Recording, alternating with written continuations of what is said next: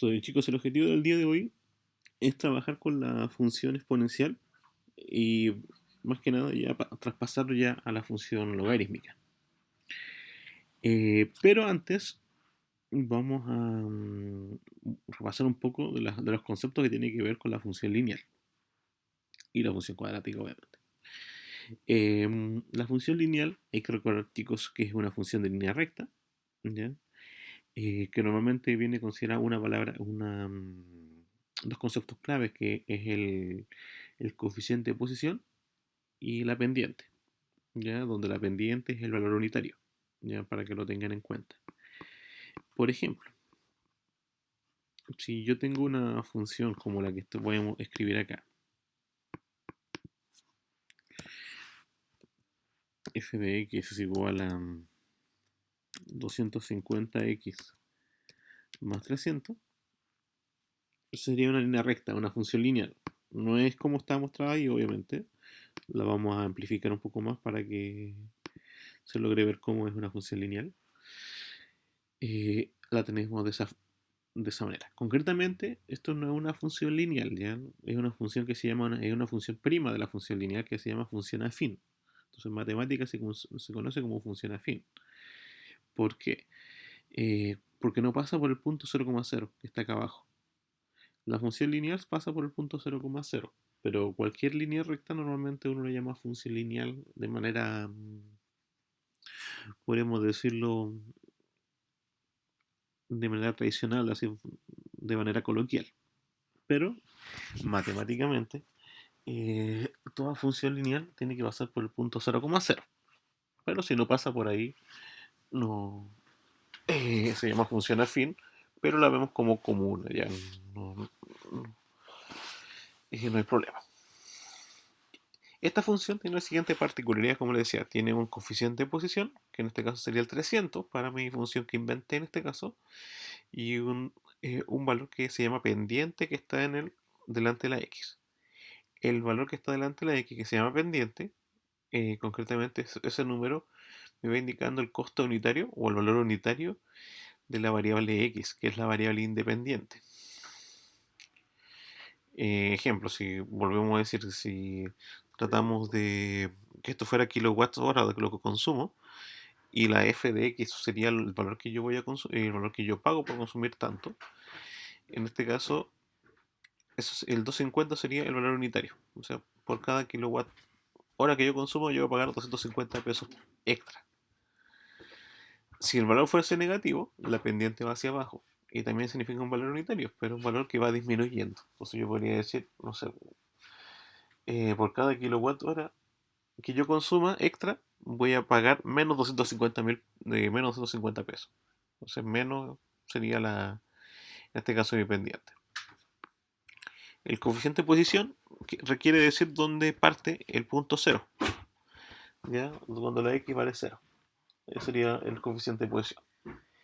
La idea del coeficiente de posición, chicos, matemáticamente puede ser cualquier número, positivo o negativo. Pero dependiendo del ejercicio, el contexto tiene un solo número posible, ¿ya? Por ejemplo, vamos a suponer que esto fuera, si fuese una cuenta de la luz o del agua o cualquier tipo de valor, yo diría, siempre, aunque no consuma nada, voy a pagar 300 pesos. Es el valor fijo, 300 pesos. Pero dándole un contexto de un problema de dinero. Si yo dijera que si esto fuese en milímetros, y voy a suponer que estoy viendo la estatura de alguien en base a su edad, en este caso que sería la X, o quiero ver la estatura de un hueso, que en este caso podría ser el fémur, también en milímetros y en base a esa estatura, entonces yo podría decir, si vale cero, yo podría decir que ese hueso o esa persona mide 300 milímetros, cuando obviamente han pasado 0 meses o 0 años. Lo podría hacer de esa manera. Entonces le puedo ir contexto. ¿Ya? Entonces normalmente los problemas que tenemos en matemática se les da un contexto que a veces el valor cero matemáticamente sí nos puede representar algo y a veces no representa. Después se siguen avanzando, obviamente, en una carrera ya profesional. Si tienen algún ramo como se llama estadística, ahí van a poder ver eh, con más detalle la función lineal con alguna otra variable. ¿Ya? Pero es importante conocer la función lineal. Luego tenemos la función parabólica. La función parabólica es muy parecida a las demás funciones, pero es una curva. Pero cumple un sentido parabólico, que quiere decir que se va formando una forma de U o una forma de cerro. ¿De qué depende que sea la forma de U o de forma de cerro? Del valor que acompaña al x cuadrado, por ejemplo. Voy a elegir uno bastante pequeño, 2x al cuadrado. Se fijan ahí, se va formando una parábola. Más 12x más 18. Entonces, ahí tenemos la parábola. Entonces, ese elemento es una parábola que puede estar en forma de U o en forma de cerro. Si es en forma de U, como ocurre acá en este ejercicio, eh, tiene esa forma y yo puedo reconocer varios números. Por ejemplo, acá podemos colocar los puntos especiales. Tenemos donde las raíces, donde chocan el eje X, el extremo que se llama el vértice y la intersección en el eje Y. Las raíces que nos indica en este caso el software es donde choca el eje X, o sea, cuando la Y vale cero. ¿Qué valores tiene que tomar X para que la Y vale cero? El extremo sería el punto más bajo en este caso porque la parábola va hacia abajo. Y la intersección es el punto, ¿qué pasaría si la X vale cero? ¿Cuánto valdría la Y? O sea, esos son los elementos. Suponiendo que esto fuera un gráfico que me representa el valor de una acción, de la acción de la bolsa de comercio, yo voy diciendo que la acción venía subiendo, llegó a un punto más bajo y volvió a subir. Entonces alguien podría decir, pero voy a analizar los puntos, por extremo, punto más bajo. El precio más bajo de la acción, en este caso fue de 0 pesos y llegó el día menos 3, o sea, hace 3 días atrás. Hoy, el día que es el día cero, estamos hasta 20 pesos la acción. Mañana, ¿cuánto estaría? Veo el día uno, el día 2, el día 3, viendo los días posibles de la acción. En este caso también tenemos dos variables, una independiente y una dependiente. La independiente, vuelvo a repetir, es la variable que hace que cambie la otra, y la dependiente es, obviamente, con la palabra lo dice, depende de la segunda variable. Normalmente la variable X es la independiente y la Y es la dependiente. Eso no cuesta encontrarlo. Lo que cuesta encontrar es cuando leo un problema, ¿cuál es la variable independiente? ¿El dinero hace depender a la cantidad de elementos que consumo? ¿O los elementos que consumo hacen depender del dinero que pago? ¿El tiempo depende de la velocidad? ¿O la velocidad es independiente al tiempo? Entonces, cuando yo veo un ejercicio, tengo que fijarme bien si la función viene armada o no viene armada. Si viene armada, eso es mucho más sencillo, porque los que vengan acá en la parte de este sector izquierdo, que es donde vienen todos los numeritos, esa sería mi variable independiente, que normalmente está representada por una X, por una T, por una S, dependiendo el problema. Y obviamente el resultado, que puede ser f de x, g de x, t de x, el que es el valor que sea, eso sería mi variable independiente. Entonces ahí tengo que ver el contexto. Si quizás la Y habla de altura y la X habla de tiempo. El tiempo es independiente y la altura sería la dependiente. Entonces debo tenerlo en cuenta. ¿Qué valores yo puedo elegir? En el X yo puedo elegir cualquier valor que a mí se me ocurra. ¿Ya? El dominio, se quiere decir que el dominio que yo elija en este ejercicio son todos los reales. Cualquier número que yo piense que puedo ocupar me va a servir. Pero el recorrido no es todos los reales. El recorrido llega, o sea, los valores de Y llegan hasta el máximo o mínimo que me indique el vértice.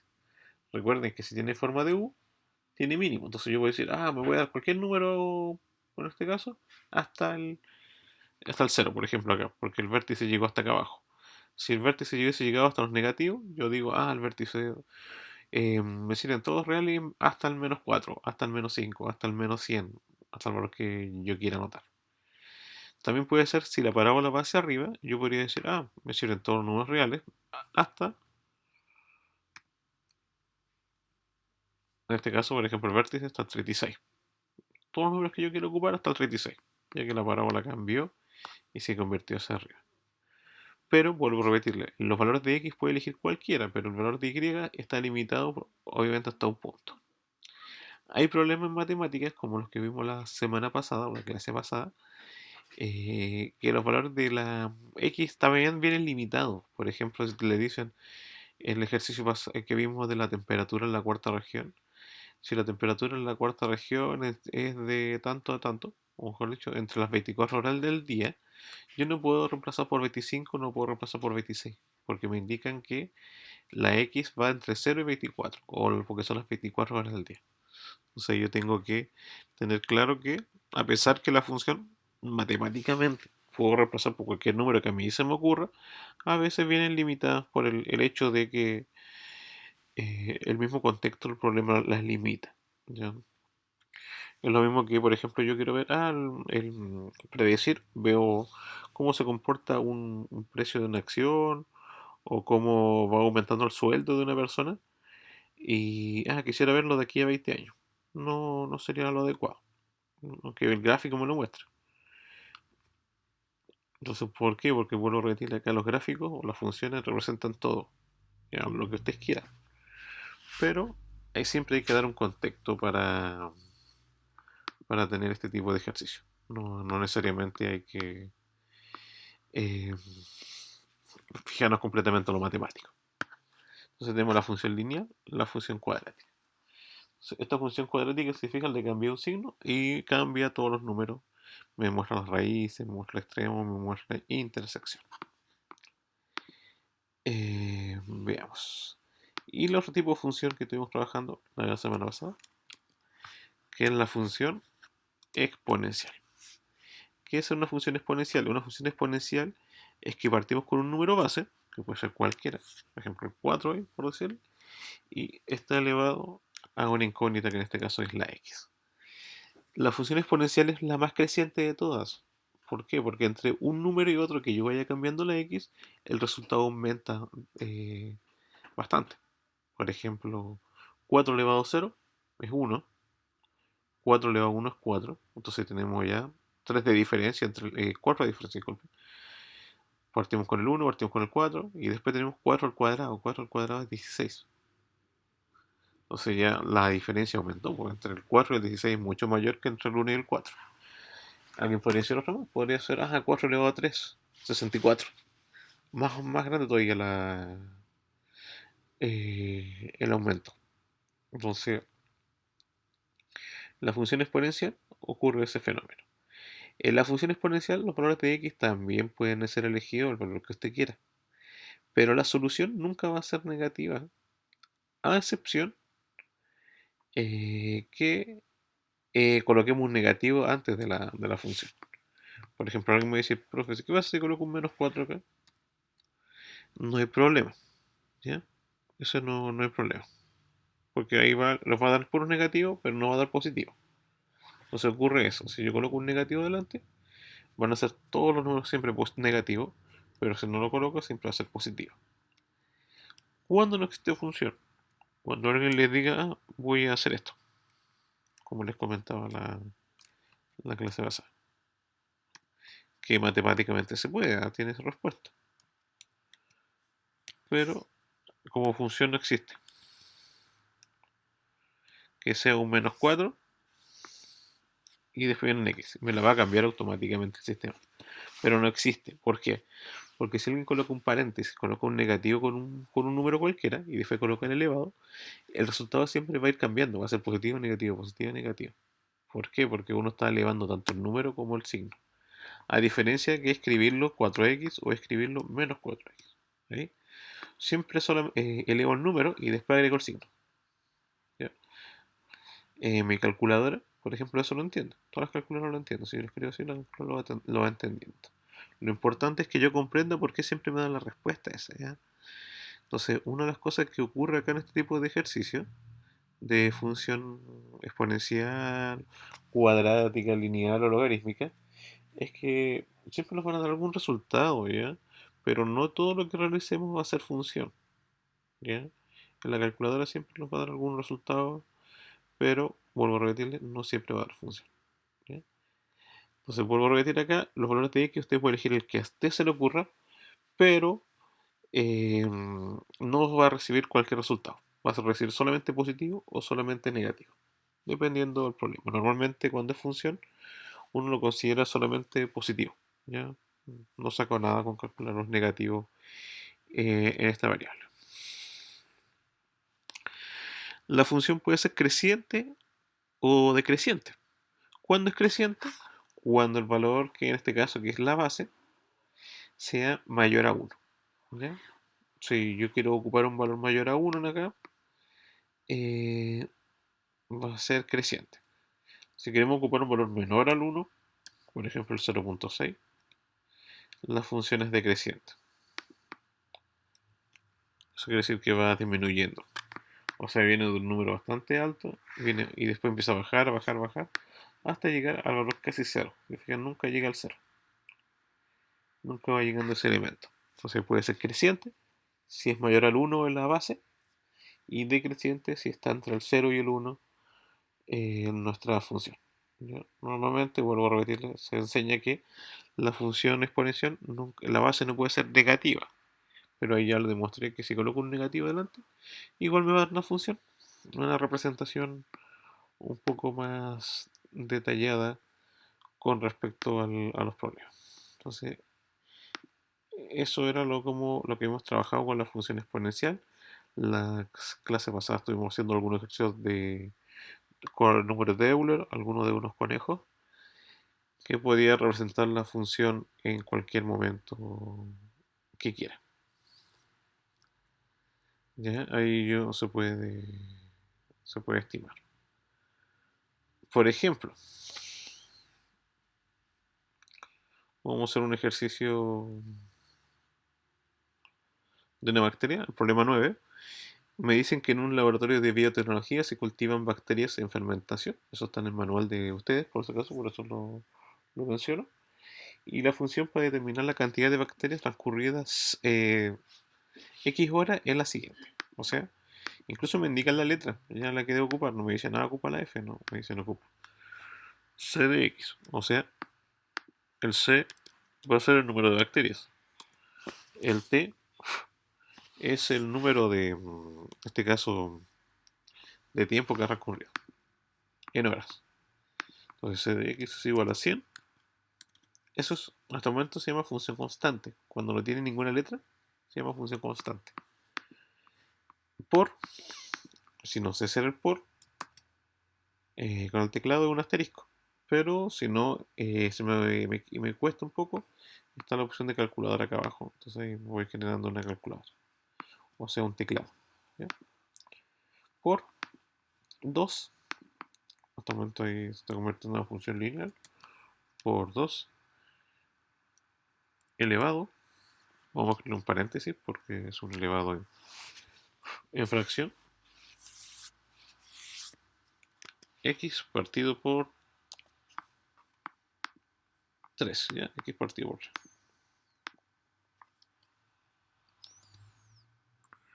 Entonces, fijan ahí, x partido por 3. Me lo achica completamente mi expresión. Vamos a tratar de ver todos los objetos, verlo y mejorar ahí el ejercicio. ¿Ya? Ahí está aumentado en formato exponencial. En este caso, como lo vuelvo a repetir, en matemática uno decía el eje X, uno lo puede elegir reemplazar por cualquier número, sí. Pero acá en el contexto del problema no me sirven los negativos. ¿Por qué? Porque si estoy hablando de un problema que quiero ver el crecimiento exponencial o el crecimiento de una población de bacterias, no me sirve el menos 5, el menos 2, el menos 3, el menos 1. ¿Por qué? Porque supuestamente yo cuando partí colocando las bacterias, partí en un tiempo cero, en este caso 0 horas. Después de 2 horas, 3 horas, todas las cosas que yo vaya ubicando a mi ejercicio. Entonces, también puedo hacer, si quisiera demostrar cómo van los números, podría generar una tabla de valores partiendo del 0 y ir de 1 en 1. El valor final, por lo que es 10 horas, para que no nos compliquemos, 10 horas. Entonces yo podría decir, cuando partió todo este experimento, que son las 0 horas, habían 100 bacterias. Al cabo de la primera hora, habían 125 o 126 aproximadamente. Al cabo de 2 horas, hay 159. Al cabo de 3 horas, hay 200. Al cabo de 4 horas, 252. Al cabo de 5 horas, 317. Al cabo de 6 horas, hay 400 bacterias. Al cabo de 7 horas, 504. Al cabo de 8 son 535. Y al cabo de 9 hay 800 bacterias. Entonces voy viendo cómo va aumentando exponencialmente en base a las horas que me dice el ejercicio. Entonces en este caso yo voy a determinar las preguntas que normalmente típicas me pueden realizar. La más clásica de todas y la más sencilla es como cuando me dicen eh, ¿cuánta bacteria habrá al cabo de 6 horas? Al cabo de 6 horas habrá 400. Ahí tenemos según la tabla. Pero ¿qué pasa si no quiero hacer la tabla y quiero saber cuántas bacterias hay al cabo de 6 horas? Si quiero saber cuántas hay en ese caso, yo digo, en este caso, ¿qué quiero saber? ¿Cuántas bacterias hay al cabo de 6 horas? O sea que la X vale 6. X igual a 6. Entonces, me sale una ecuación, ¿se fijan? X igual a 6. Ahí, la había borrado, disculpen. Y ahí me indican X igual a 6 y se juntan en un punto. Y ese punto de intersección es la cantidad de bacterias que van a haber al cabo de las 6 horas. O sea, en este caso, justo choca con el 400. 400 bacterias, disculpen, al cabo de 6 horas. ¿Qué pasa si yo quiero saber realmente el número exacto y cuando estoy viendo el gráfico no logro distinguir en qué número choca el eje Y? Entonces, en este caso, para eso está la opción intersección. Intersección. Dice seleccione uno o más objetos. Entonces, en este caso, vamos a mostrar ahí un poco más el ejercicio para que se note, porque si no, no se va a notar. Entonces, ahí yo quiero demostrar la intersección. Entonces, busco opción intersección. Elijo, marco la primera recta y marco la segunda. Y me indica el punto A. Le coloca nombre el GeoGebra. Me dice la intersección es A. O sea que cuando hay 6 horas van a haber 400 bacterias. Y ahí tengo listo mi solución de ejercicio. Otra pregunta que también se puede hacer, ¿cuántas horas deben pasar para que haya 1200 bacterias? Entonces en este caso me están indicando el dato, cuántas horas, quiero saber cuántas horas, o sea, no sé el valor de X, entonces si no sé el valor de X, sé el valor de Y. Me dicen que son 1200 a las 1200 bacterias. Lo mismo que el anterior, busco el 1200 chocan en ese punto. Pero no sé cuántas horas exactamente son. Entonces para eso vuelvo de nuevo a intersección, subrayo la nueva ecuación, que en este caso es la ecuación azul, más la curva. Y me va indicando el punto B. Entonces en el punto B, que está acá, se llama intersección. Cuando haya 1200 bacterias, como que dice 1199.999, esos 1200, va a haber, eso ocurre a las 10.75 horas. Que son 10 horas 40 más o menos, aproximadamente, minutos. Entonces alguien me dice, 10 horas 75 minutos, eso está mal. No, simplemente 10.75 horas. Ya es uno de los problemas que se repite muy a menudo en este tipo de ejercicio, ¿eh? Cuando alguien dice ya las horas, 10 horas 3 minutos. Y eso es 10,3. No, eso es falso. ¿Por qué? Porque si alguien dice, la solución es 10.20, 10 horas 20 minutos ya. Uno puede decir, ya puede ser. Pero si le parece 10,80, porque recuerda que los decimales llegan hasta el 99 y recién se convierte en entero, hablando de 2 con 2 decimales, obviamente, y la hora tiene 60 minutos, uno tiene 70, uno tiene 80. Entonces, vuelvo a repetirles jóvenes, cuando hago un ejercicio y habla de horas, entonces la solución es 10,7 que está acá, 10,75 como está acá, son 10 horas, 10.35 horas, nada más que eso. No pueden indicar 10 horas 35 minutos. Ya eso no estaría malo, estaría erróneo. Entonces debo tener cuidado con esa expresión. Y ya tenemos el gráfico, toda la acotación en la función exponencial. No sé si hay alguna consulta, chicos, dudas que tengan, preguntas.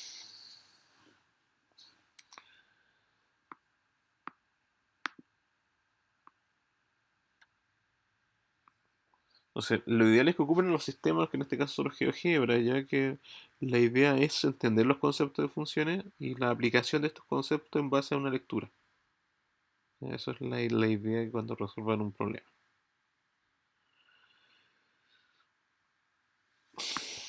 Veamos, jóvenes. Vamos a hacer otro ejercicio. Vamos a borrar todo. Y vamos a explicar otra función y última función de contenido. Y aquí va a entrar la prueba. Recuerde solamente lineal, cuadrática, exponencial y la última sería la logarítmica. La función logarítmica es una de las que menos hemos ocupado alguna vez ya, que tiene que ver más de un carácter científico, un carácter más propio de alguna especialidad propiamente tal, donde se ocupa una u otra fórmula para ver el logaritmo. ¿Ya? En este caso, una de las cosas que miden los logaritmos son la intensidad de los terremotos. ¿Ya? Entonces, en este caso, un logaritmo es igual a aquella expresión que yo escribo y o f de x, como quiera escribirlo. F de x, está en los paréntesis, disculpen. F de x es igual a. Ahí. Eh, la opción logarítmica la puedo escribir acá con mi calculadora, si es que obviamente lo necesito. Ahí buscar la ayuda si me falta algún comando, si quiero revisar cuál es el comando que más sirva, lo cerramos ahí. O simplemente escribir log. Entonces ahí tenemos logaritmo. Podemos elegir la base cualquiera del logaritmo o cambiar la variable. Por ejemplo, si escribo ahí, eso sería la base. Y esto sería el elemento del logaritmo. Normalmente trabajamos con logaritmos de base 10. Cuando la palabra dice log sola, es de base 10. Las calculadoras, la mayoría de calculadoras, traen logaritmo de base 10. No traen otro logaritmo. Entonces, si yo quiero cambiar la base, por ejemplo, logaritmo de 3, de base 3, entonces ahí tengo que colocarlo un 3.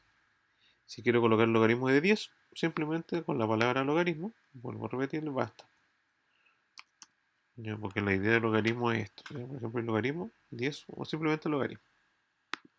Entonces, acá puedo colocar el número que me dice un por ejemplo, logaritmo de 2x. Entonces, logaritmo de 2x. Si se fijan, me va generando solo un 10 abajito. ¿Y cómo se vería la gráfica? Ahí tenemos el logaritmo.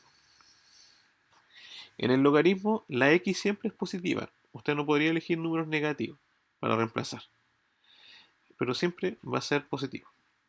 El logaritmo puede ser creciente o no. En este caso va creciendo, pero no crece tan explosivamente como la función exponencial. Si te vas fijando en el eje X, el 2, el 4, el 6, el 8, no hay problema. Pero en el eje Y el aumento es de 0,4, 0,6, 0,8, 1, 1.2, 1.4, 1.8 y así sucesivamente 1.6 para ser exacto. Lo que sale acá en el gráfico. El aumento no es tan grande. Entonces, como no es tan grande el aumento, si me van fijando ahí, yo puedo ir achicando un poco más el gráfico. Y recién ahí estoy viendo el 2, recién apareció el 2. Bajo esa lógica, eh, al 3 creo que va a costar un montón que llegue al 3. Si es que llega en un momento al 3.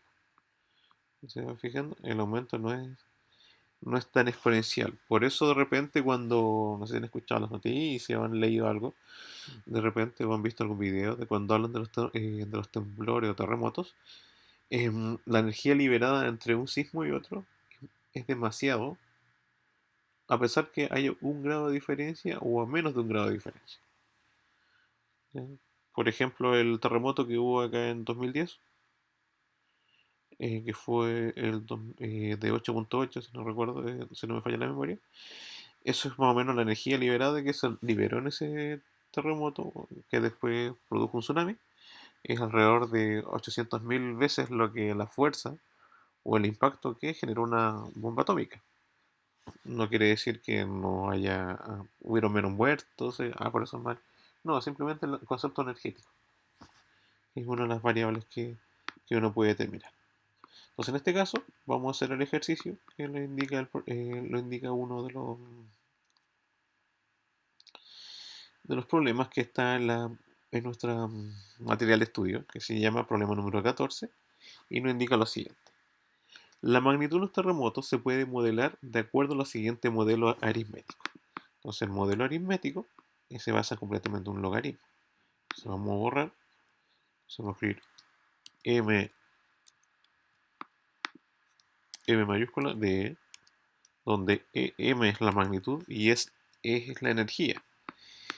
M está en escala Richter y la E está en energía en ergios, una unidad de medida de energía ya, propiamente tal. También está la caloría, pero en este caso está medida en ergios. La escala Richter va entre 0 y 10, ya no hay más números, ¿no? No se extiende más allá de eso. Para eso, cuando la crearon lo siguiente. Voy a escribir ahí un paréntesis y acá una fracción, ¿ya? Entonces, para que me cree la fracción. Acá abajo de la fracción va un 1.5, 1,5.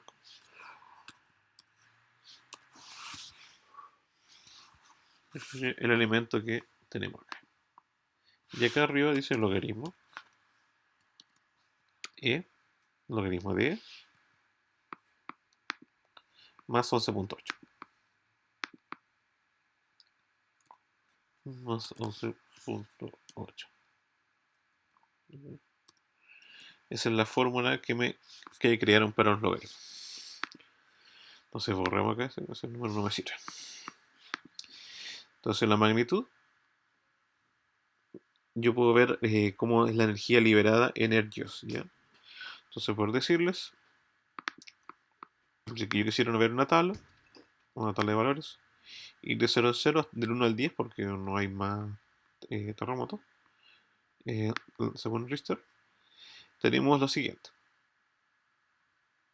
Si es de grado 0, obviamente hay una energía infinita, eso quiere decir que o menos infinita, que no existe una energía liberada. En este caso, voy colgando el numerito 1, que es la X, que es la energía liberada. Si hubiera una energía 1, voy a tener ese grado de terremoto, 7.8. Ya que me decir un ergio es bastante poquito, un ergio es un número 1, es bastante pequeño, pero en energía es bastante, ¿ya? Si está fijando, ahí va aumentando las variables energéticas entre una y otro elemento. Simplemente para ir representando los valores del ejercicio. Recuerden, M es la escala Richter y es la energía. Por ejemplo, dice lo siguiente. En Chile, en Valdivia el año 1960, el terremoto fue de 9.5, el terremoto más grande que ha habido en la historia. Entonces yo quisiera ver cuánto fue la energía liberada cuando el terremoto fue de 9.5. Entonces, si me están indicando que el terremoto fue de 9.5, me indican el resultado de Y. O sea, Y es igual a 9.5. Lo voy a comparar con otro terremoto más que hubo acá en Chile, que fue el 2010, que Y es igual a 8.8. ¿Ya? Entonces tengo dos Y porque quiero ver cuál es la comparación energética liberada entre uno y otro de los terremotos que hubieron acá en el país. Y si mal no recuerdo, el último que fue en Coquimbo fue el 2015.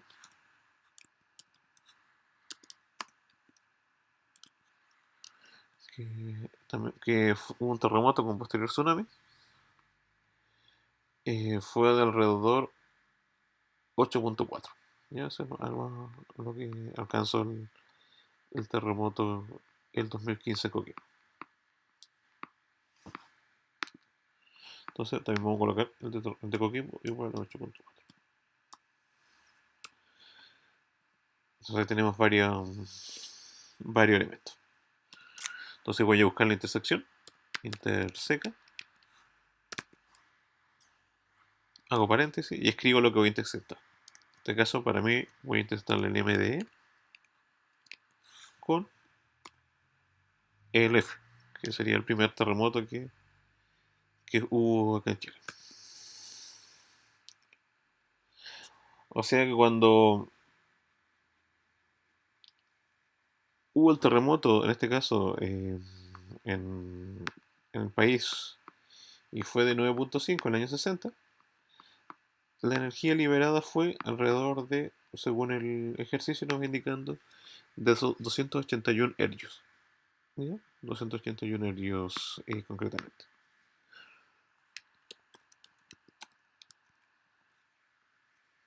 Ya como para que lo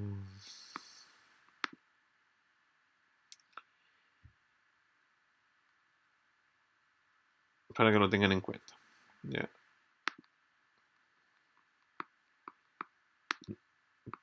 Entonces ahí tenemos la solución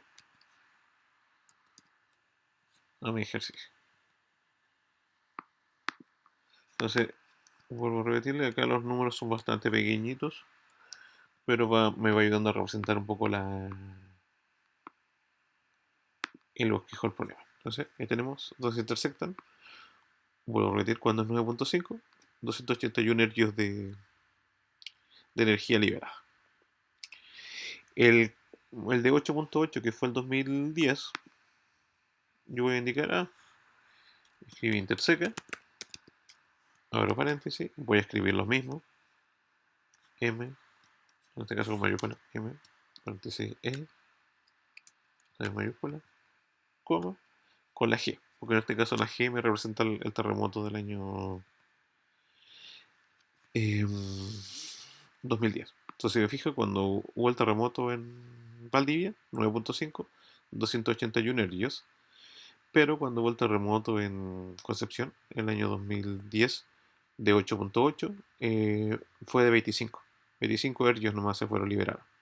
O sea, se fijan, casi 0,7 grados de diferencia, pero en energía se liberó 10 veces más en el año 60 que la que se liberó obviamente, en este caso, en el 2010. Y el de Coquimbo, interseca, si quiero ver la energía liberada, M paréntesis E, coma, H, porque en este caso ese era mi valor. Eh, la diferencia también fue bastante grande comparado con el grado. Por ejemplo, bajaron 0.4 grados, fue 0.4 grados más en escala, mucho menos fuerte que el terremoto del 2010, pero la energía igual se liberó un tercio de la energía que se liberó en Concepción, en este caso el 2010. Entonces, la energía que se liberó en el terremoto de Coquimbo fue de 6.3 hercios y la otra fue de 25 hercios, 25.10 por ahí, 25.12 aproximadamente.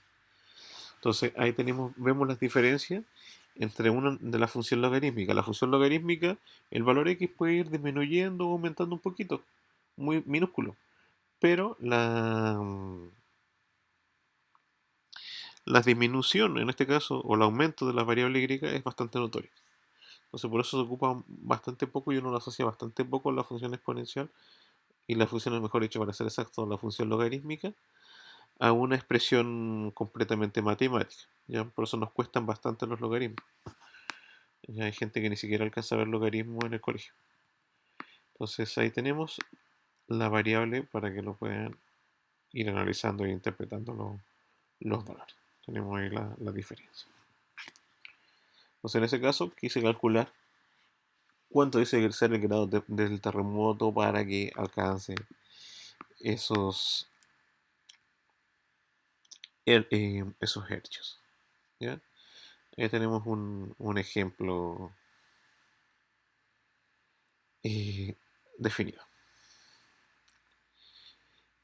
También se puede hacer para cualquier otra variable.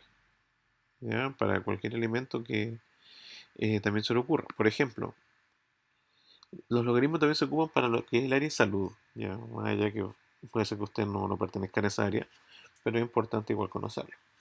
¿Ya? Una de las fórmulas sencillas es la siguiente. Existen fármacos llamados los hipnóticos, que es el problema que nos indican el problema número 15 de la guía, que son sedantes o anestésicos. Entre ellos conocemos el paracetamol, el más clásico de todos, la lidocaína, el lorazepam, el diazepam, el clonazepam, todos esos elementos que ayudan a anestesiar o sedar un rato al paciente. Su efecto comienza cuando estos llegan al torrente sanguíneo y después a nuestro organismo lo elimina. ¿Ya? Entonces, obviamente la gente lo absorbe y después se elimina. En este caso, la función está definida como lo siguiente, ya lo indica el problema. Todo lo va indicando. Acá no tienen que ustedes crear la función.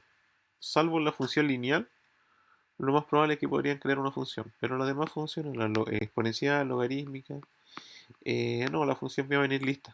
Entonces no hay que preocuparse de otras cosas. ¿Ya? Simplemente va a venir llegar y reemplazar. Pero necesito conocer qué significa cada uno. ¿Por qué elegí esta función? Por lo siguiente. Porque me dice que me lo va interpretando de muchas maneras el ejercicio. Sigue esta lógica. Logaritmo de c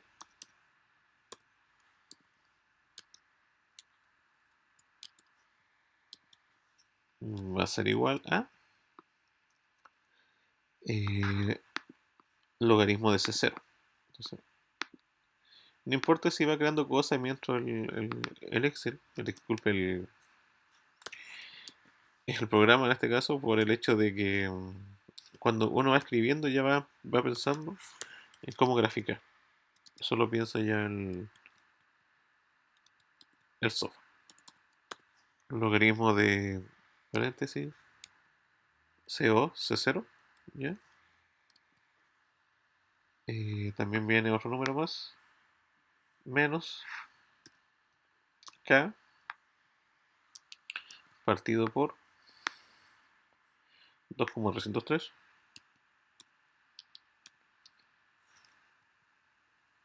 por T, ¿ya? Si yo escribo eso no me lo va a graficar, ya eso no lo grafica el sistema, ¿ya? ¿Por qué? Porque tiene mucha incógnita. Entonces, ¿qué es lo que hay que hacer? Tengo que, el problema, vuelvo a repetir, que escribí, me indicaba muchas variables. Me indicaba la T, acá el 0, que en verdad es un C0, y acá un C. Entonces tenía muchas incógnitas. Y ahí el 1 era una K. Si fijan, ahí le dio, el Excel quiso tomar por su propia cuenta, darle valor a K.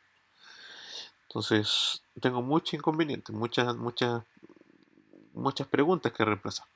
Entonces, tengo que ir siguiendo leyendo. Me dice donde T es el tiempo en horas, C es la cantidad presente del fármaco en un instante T cualquiera. O sea, el C me va a indicar cuántos miligramos del fármaco hay, no sé, a las horas que yo pregunte. El C0 es la cantidad inicial del fármaco y la K es la constante eliminación del fármaco, porque no todos los fármacos se eliminan a la misma velocidad. Entonces, después el ejercicio dice, si se administran 250 miligramos inicialmente de paracetamol con una constante eliminación de 0,43. Ah, entonces ahora entiendo un poco más el problema. Entonces, yo sé que entonces, bajo esa lógica, acá a una persona le van a inyectar 250 miligramos de paracetamol y la constante la vamos a notar igual acá, que es 0,43. Entonces, esos valores van a ir cambiando, obviamente, con respecto a un problema, pero en este caso lo tenemos listo. Este lo vamos a eliminar, esta central eliminamos y vamos a escribir de nuevo el ejercicio. Entonces, el logaritmo paréntesis de c va a ser igual al logaritmo de 250 menos el valor de k, que habíamos dicho que era 0,43, partido por el número que en este caso es el 2.303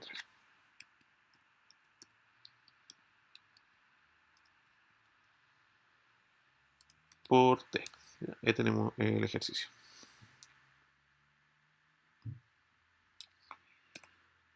Y tenemos la ecuación. No nos sale como función, nos sale como ecuación.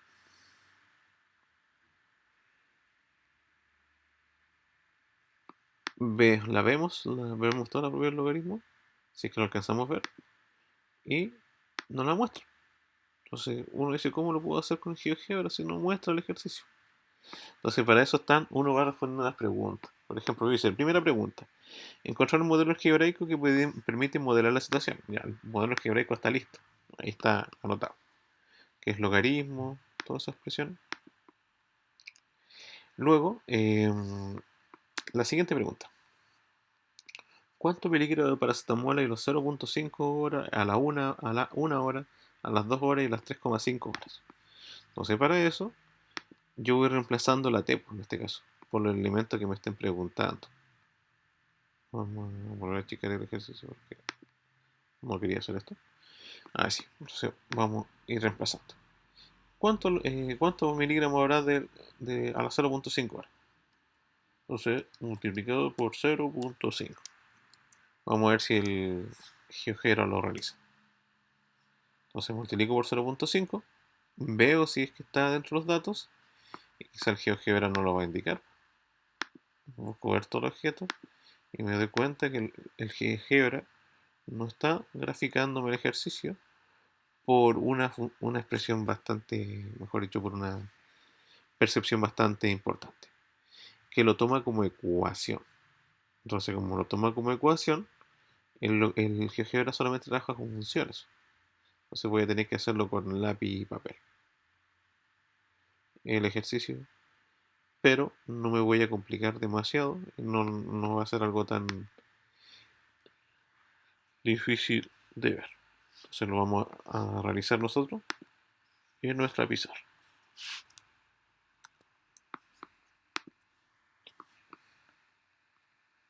Entonces vamos a la pizarra, vamos a dejar de compartir acá y vamos a compartir nuestra pizarra electrónica para el ejercicio. Entonces tenemos la pizarra.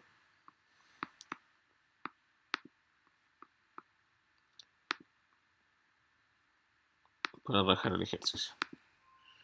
Entonces vamos a copiar el problema bien para que lo puedan notar. El modelo de eliminación que saqué de las preguntas. Pues ahí está. Se fijan, ahí está el ejercicio. Viene todo indicado, ya no hay nada que inventar. Me dice el logaritmo de C, logaritmo de C0, menos K, partido por algo y partido por T. Me dicen que el tiempo en horas, el C es la cantidad de fármaco, el C0 la dosis inicial, la K la constante de eliminación y me indica los datos. En este caso, importante saber que inicialmente al adulto le colocaron 250 y la eliminación. Y nosotros queríamos saber cuánto es la cantidad de dosis que queda al cabo de 0.5 horas, al cabo de 1 hora, al cabo de 2 horas y al cabo de 3. Eso queríamos conocer nosotros en este problema. Ya, para que lo tengamos claro. Entonces lo primero que vamos a hacer nosotros, chicos, es lo siguiente, reemplazar. Entonces mi función queda un poco más corta de lo que vamos a resolver. Lo vamos a dar en azul. Entonces vamos a suponer que la expresión realmente queda así, pues, logaritmo de C, eso yo quiero saberlo, igual a logaritmo de C0, entonces el C0 sería 250, menos la K que es 0.43,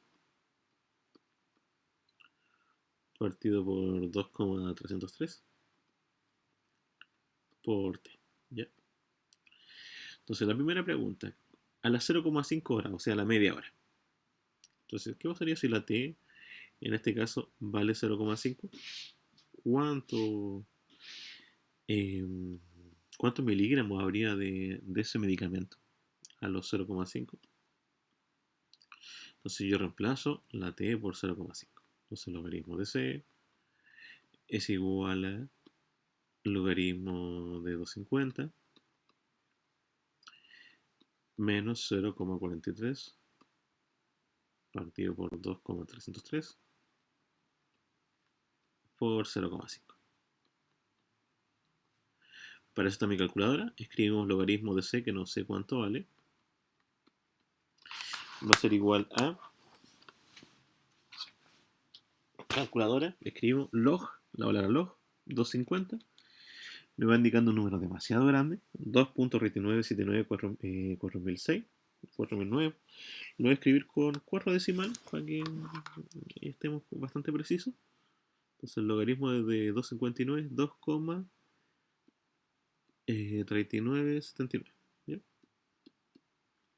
Menos el 0,43 lo voy a dividir por el 2,303 y esa solución la vamos a multiplicar por 0,5. Eso me da un total de 0,9335. O también lo escribí con 4 decimales. 0,0. Falta un 0 más. 0,0934. Lo voy a aproximar, ¿ya? Esos dos números los vamos a restar. Y tenemos el logaritmo de c, que va a ser igual a la resta de 2,3979 menos 0,0934. Eso es 2,3045.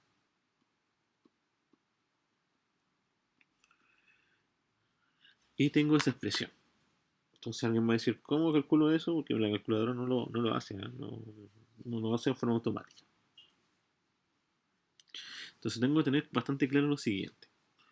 Un logaritmo, cualquiera, tiene una base, que en este caso lo vamos a llamar b, y se escribe de esta forma. El logaritmo tiene una palabra logaritmo, viene ahí.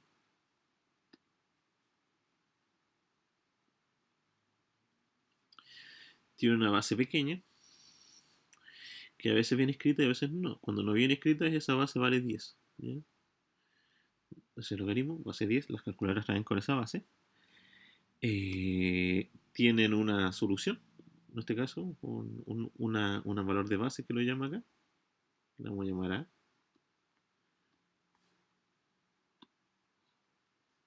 Y me da una solución que la vamos a llamar C. ¿Ya? Entonces me da tres elementos importantes.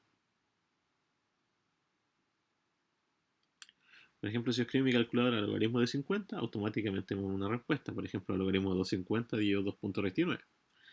La base, alguien me dice, ¿pero cuál es la base? La base es 10. ¿Ya?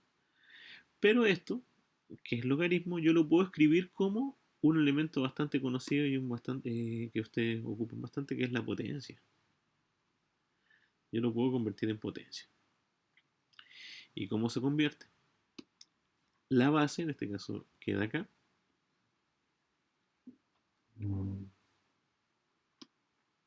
La C sería el exponente. Y la A sería el resultado de la potencia.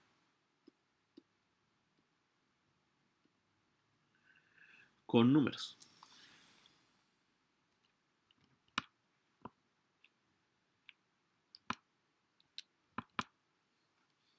Para que lo tengan más claro. Por ejemplo, si alguien quisiera escribir, yo quiero saber el logaritmo, el logaritmo solo, de 100. Ya, eso yo creo que es el logaritmo de 100. Entonces alguien me va a decir, pero eso es, hay un 10 acá abajo. Sí, ya no la anota, pero sí va. Recuerden, si el número es distinto de 10 se anota, pero si no, no se anota. Igual a C, que en este caso C vale 2.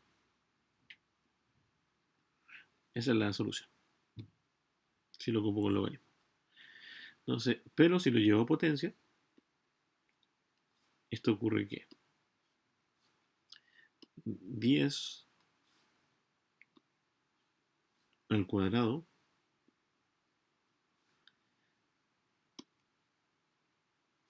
es igual a 100. Es correcto. Y al cuadrado 100. 10 por 10 son 100. Y ya tenemos listo mi ejercicio, mi explicación de potencia. Por lo tanto, lo que voy a hacer es el logaritmo de c, lo vamos a convertir en potencia. Entonces, para convertirlo en potencia, sabemos que la base vale 10, porque no hay ningún número acá abajito. Aquí no hay ningún número ahí. Entonces, como no hay ningún número, yo sé que es base 10. Sé el exponente, que es 2,345. Pero no sé la solución que sé. Pero ahora mi calculadora sí lo va a saber. 10 elevado a 2,345. Eso da un total de 201,6.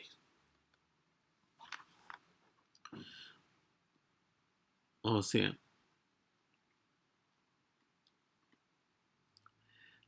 al cabo de media hora, la persona que consume, en este caso, 250 miligramos de paracetamol, al cabo de media hora va a tener todavía en la sangre 201 miligramos. Todavía le queda harto remedio en la sangre. Lo mismo pasa, por ejemplo, con el alcohol, ¿eh? Cuando la gente dice, no, me voy a tomar algo, después va a manejar, le hacen alcoholemia y le marca más, o le marca un porcentaje alto, también, porque el organismo le cuesta ir eliminando ciertas toxinas en este caso, o ciertos medicamentos. Entonces, a medida que pasa el tiempo, lo va eliminando rápido, pero va llegando a un lado que se va estancando y cuesta más eliminarlo. Lo mismo que, por ejemplo, la gente que pierde peso. Empieza una dieta, elimina bastante peso en un par de una cantidad de semanas o meses definido, pero después le cuesta bajar. Después por cada kilo que cuesta un poco más, porque obviamente no es lineal toda la disminución. Vuelvo a hacer el ejercicio, lo vamos a volver a realizar. ¿Qué pasaría al cabo de una hora? Ya pasamos con el 0,5. ¿Qué pasaría al cabo de una hora? ¿Cuánto, en este caso, cuánto de paracetamol, cuántos miligramos de paracetamol habría? O sea, al cabo de una hora. Entonces, escribimos el mismo ejercicio, logaritmo de C, no cambian los elementos, logaritmo de, en este caso, 250 menos 0,43 partido por 2,303 por 1, porque una hora. ¿Sí? Esto no cambia. El logaritmo de 250 igual lo conocemos, no es necesario calcularlo de nuevo. El valor que está acá al costado sí va a cambiar, porque recién lo hicimos por 0,5. Ahora 0,43 dividido 2,303 y lo multiplicamos por 1. Da un total de 0,1867. Da un poco más.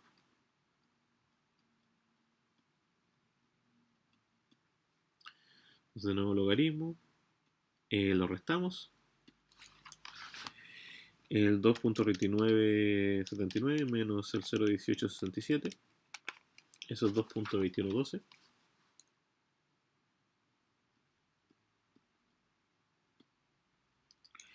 Y eso lo vamos a ver, lo vamos a convertir en potencia.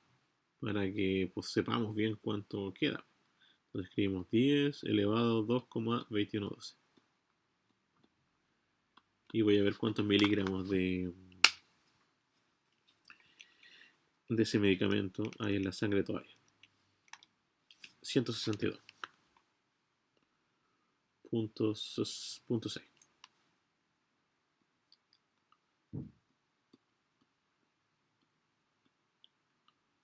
O sea, al cabo de una hora ya nos quedan 162 miligramos del medicamento que eran 250. O sea, en media hora se eliminaron casi 40 miligramos del medicamento y al cabo de una hora hay un poquito menos de 80, aproximadamente 80 miligramos menos de 90, podríamos llamarlo, 90 miligramos menos de medicamento. Entonces vamos viendo el proceso de eliminación de este elemento. Entonces después lo puedo calcular a las 2 horas, a las 3 horas, a las 4 horas, a las 5 horas, al tiempo que me pregunta. Voy reemplazando la T por el número que a mí me salga más cómodo según la pregunta. Y lo que me vaya indicando yo lo puedo ir respondiendo. Tenemos ahí ese ejercicio, ¿ya? Para que lo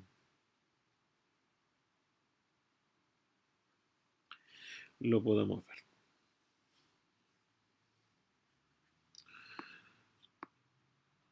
Entonces ahí tenemos el problema. No sé si consultas, chicos, dudas que vayan teniendo.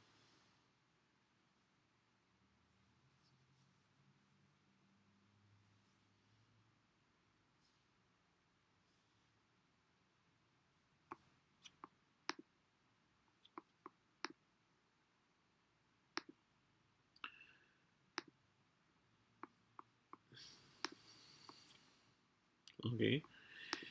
Y por último, ¿qué pasaría si quisiera saber el tiempo? No quisiera saber la cantidad de miligramos. ¿A qué me refiero con eso? ¿Qué pasaría si quisiera saber em, cuánto tiempo debe transcurrir para que hayan 100 miligramos en la sangre? Entonces, yo quiero saber cuánto tiempo debe haber. Entonces, para eso, vamos a borrar acá. Recuerden que después queda todo copiado para que lo puedan revisar bien en la giro. Siempre se me gira la pantalla. Entonces vamos a hacerlo de nuevo. ¿Qué pasa si vuelvo a hacer el ejercicio? Pero ahora quiero conocer el tiempo. Entonces alguien me dice, quiero saber qué pasaría cuando el C es igual a 100. Quiero que queden 100 miligramos. Tomando en consideración los mismos datos iniciales, ¿eh? Por eso no los vamos a eliminar. Entonces alguien va a escribir la fórmula, entonces lo va a escribir de nuevo, va a escribir logaritmo de C, en vez de escribir logaritmo de C, va a escribir 100. Logaritmo de 100 va a ser igual a logaritmo de 250 menos el K, que es 0.43, y el 2,303. Pero no sabemos el tiempo. Eso lo queremos conocer.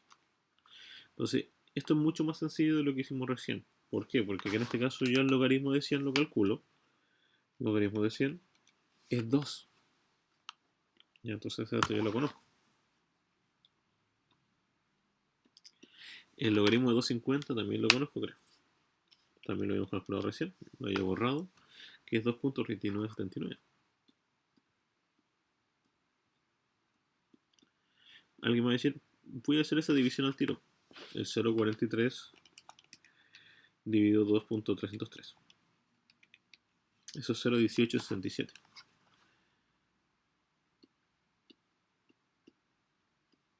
Multiplicado por t. Entonces me queda una ecuación de primer grado, que es una incógnita. Entonces alguien va a decir, ese 2.39 lo vamos a pasar restando.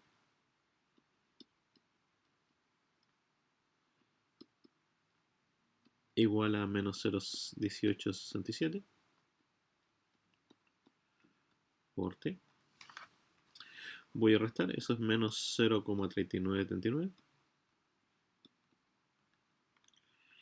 igual a menos 0,18.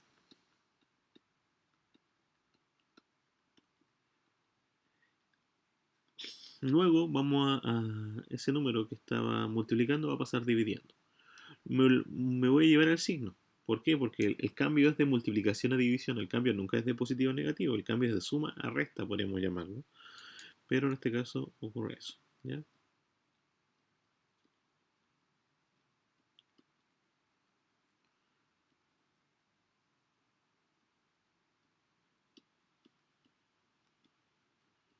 Porque concretamente no debiese decirse eso, ¿no? De pasa sumando, pasa dividiendo, no. No dice otra variable. ¿Ya? En este caso. Y nos da el tiempo. Realizo la división.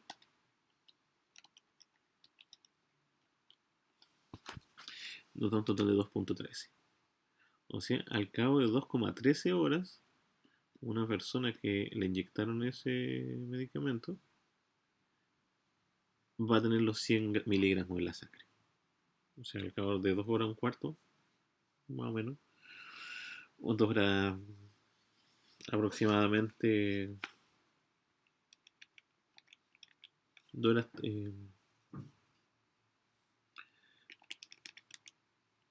2 horas 7 minutos, ¿no? 2 horas 8 minutos, por ahí. 2 horas 8 minutos, 2,13, 2 horas 8 minutos, va a tener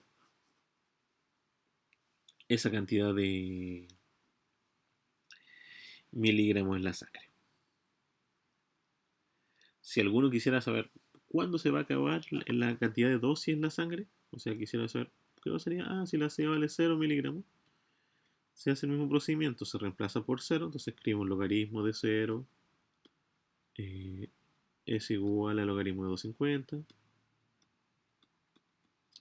menos el 0,43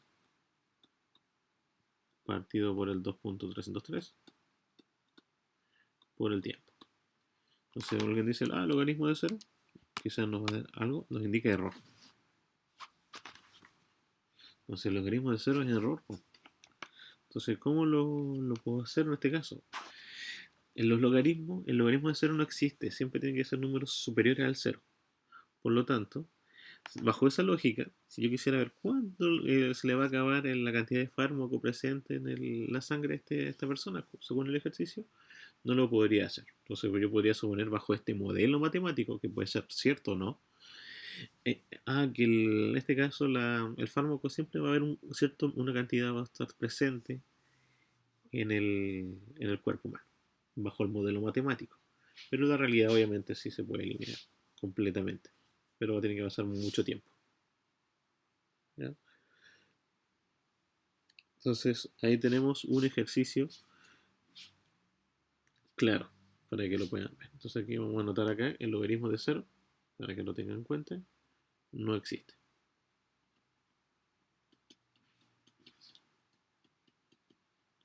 Entonces, si alguien quisiera ver, voy a hacer el logaritmo de 0.00001, ¿sí? Con decimales. Sí, lo puedo hacer. Y ahí puedo determinar, obviamente, la solución también.